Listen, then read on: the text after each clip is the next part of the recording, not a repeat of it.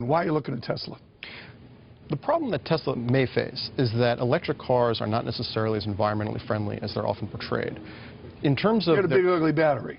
Right, their battery and also their lightweight materials for the chassis are very energy intensive to make. So between the battery and the manufacturing of the chassis, they actually can, not necessarily in terms of carbon emissions, but in terms of their total environmental damage, can actually be worse than conventional gasoline So cars. the people driving around in these things that are feeling like they're green, green, green, it's maybe borderline? How would you frame that? Borderline? The evidence is ambiguous, and people have counted different ways, and it's sort of hard to tell kind of long term, like what happens with these batteries when after you try to dispose of them. But it's definitely not clear cut that these cars are much more green than, say, a modern fuel efficient conventional vehicle. I've got a lot of mail from people saying, yeah, it's a free lunch for the rich, that Elon Musk is milking the government for all they can. Is there any of that in your reporting?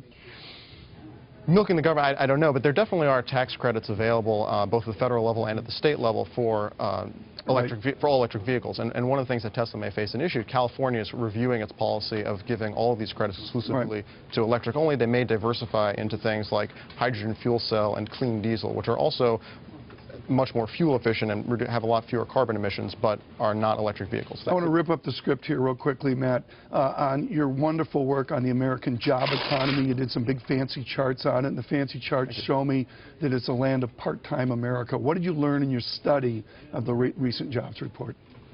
One thing I think is interesting in terms of the longer-term trend is that you see this systematic pattern where in recessions, manufacturing construction jobs are lost.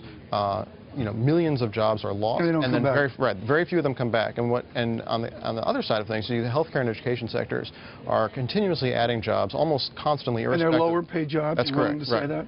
They are on average, certainly. If you look at what the Bureau of Labor Statistics collects, they look at things like average weekly earnings, and they're significantly lower for the healthcare and education sector than they are for manufacturing construction.